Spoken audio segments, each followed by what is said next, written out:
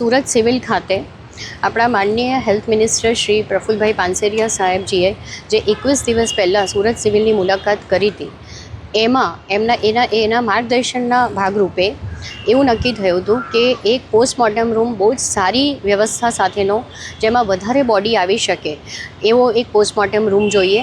તો છેલ્લા 15 દિવસની અંદર જ 3.6 કરોડના ખર્ચે સુરત સિવિલને આટલી મોટી જગ્યામાં પોસ્ટમોર્ટમ રૂમ બનાવવાની પરમિશન અપાઈ છે અને એમાં 75 જેટલી ડેડ બોડી અંદર સ્ટોકમાં રહી શકશે અને એની સાથે સાથે એડવાન્સ PM રૂમ, વ્યવસ્થિત બેસવાની વ્યવસ્થા, અંદર સ્ટોરેજ, અંદર ઘણા બધા અદ્યતન મશીન અપાશે.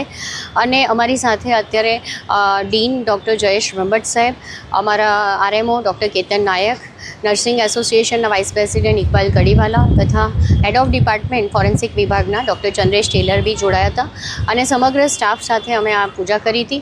આજે ભૂમિપૂજન કરવાની સૂચના સરકાર દ્વારા જ હતી કે જલ્દીથી જલ્દી જેટલું કામ ચાલુ થઈ જાય, તો વરસાદ પહેલાં જેટલું કામ જલ્દી ચાલુ થઈ જાય એટલું જલ્દી આ બિલ્ડિંગ બની જશે.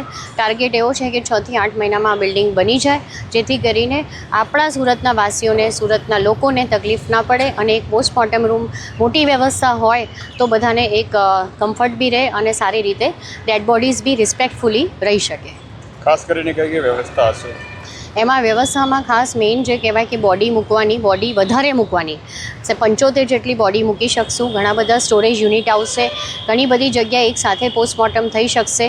પ્લસ અંદર સ્ટોરેજ રૂમ અને એ બીજી બધી કોલ્ડ સ્ટોરેજ ને પ્રોપર AC સાથેનું હશે, મોકળું હશે, વ્યવસ્થિત બધાને સ્પેસ મળશે. તો આ રીતની એક વિશાળ રીતે પોસ્ટમોર્ટમ રૂમ બનાવવાનું છે અને ખાસી મોટી જગ્યામાં છે, એટલે તમે જોઈ શકો છો.